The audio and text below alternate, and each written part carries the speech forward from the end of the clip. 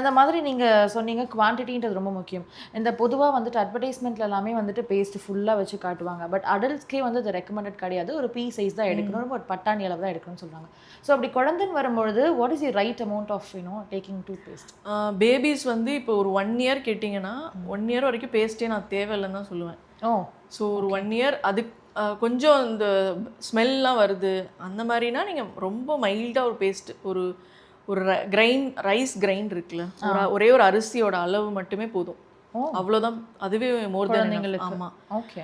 அதை வச்சு நம்ம வந்து என்டையர் எல்லா பல்லுமே க்ளீன் பண்ணிக்கலாம். ஓகே.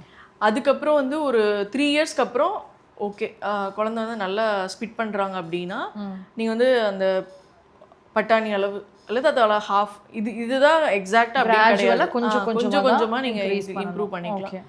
ஒரு 6-7 இயர்ஸ்க்கு மேலே they can be treated as ஒரு அந்த பட்டாணி சைஸில் அவங்க டெஃபினட்டாக ஸ்பிட் பண்ணிடுவாங்க. ஸோ அதனால அந்த மாதிரி பண்ணிக்கலாம்.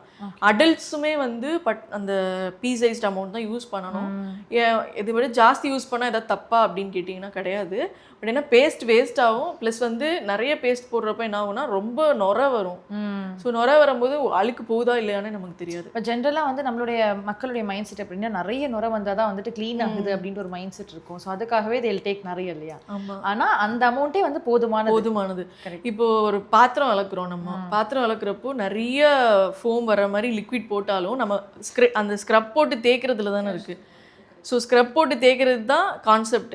அது பண்ணாதான் அழுக்கு போகும். ஜஸ்ட் ஒரு நுரை வர்றதுக்காக அந்த கெமிக்கல் போட்டோம்னா அதோட பர்பஸ் என்ன, அது ஒரு மீடியமாக தான் ஆட் பண்ண போகுது.